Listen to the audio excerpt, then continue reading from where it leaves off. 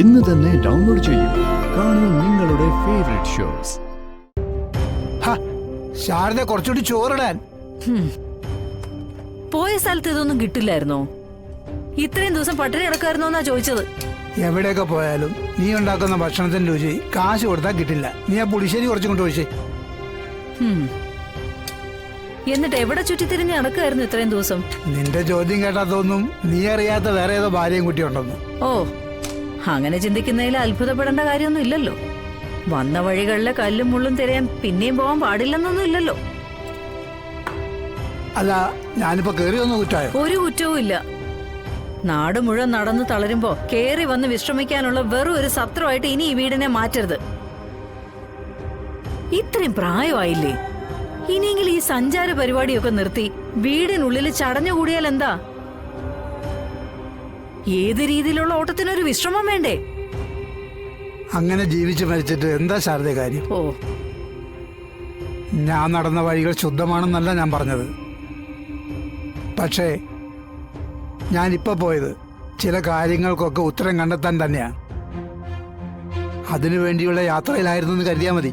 അപ്പൊ അറിഞ്ഞോണ്ട് പാപനാശിനിയിൽ മുങ്ങിക്കുളിക്കാൻ പോയതല്ലേ?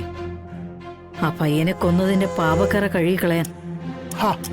അതിന് അവനെ കൊന്നത് ഞാനല്ലല്ലോ, നീയല്ലേ?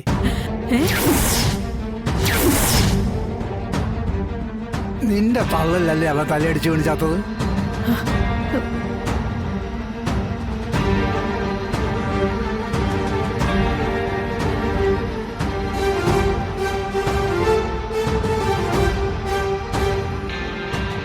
അതൊക്കെ എന്താ ശാരദേ, നീ ഇത്ര മറന്നുപോയോ?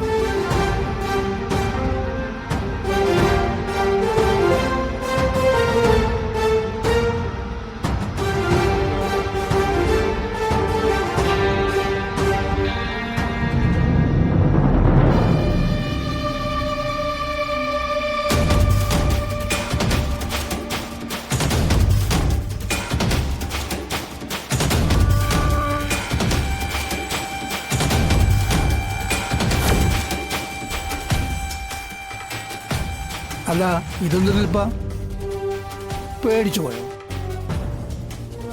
നിന്റെ ഒറ്റയ്ക്ക് നിന്നുള്ള തലയ്ക്കൽ കണ്ടപ്പം ഒരല്പം കനൽ വാരിയിട്ട് നോക്കിയതാ.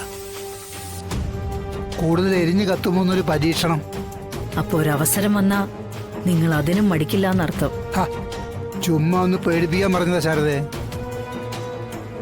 നിനക്ക് മനക്കെട്ടി എന്തോരമുണ്ടെന്നൊന്ന് അറിയണമല്ലോ. ഇങ്ങോട്ട് നോക്ക്, നീ അല്ല കൊന്നത്, ഞാനാ. മുകളിൽ ഇതെല്ലാം കാണുന്ന ഒരാളുണ്ടല്ലോ, എല്ലാ പാപഭാരവും ചുമക്കുന്ന ഒരാള്. നമ്മൾ പ്രാർത്ഥിച്ച് പ്രാർത്ഥിച്ച് എല്ലാ പാപഭാരവും ചുമക്കുന്ന ഒരാള്. അങ്ങേരോട് നന്ദി പറയാൻ പോയതാണ്, നിങ്ങൾ കൂട്ടിയാൽ മതി.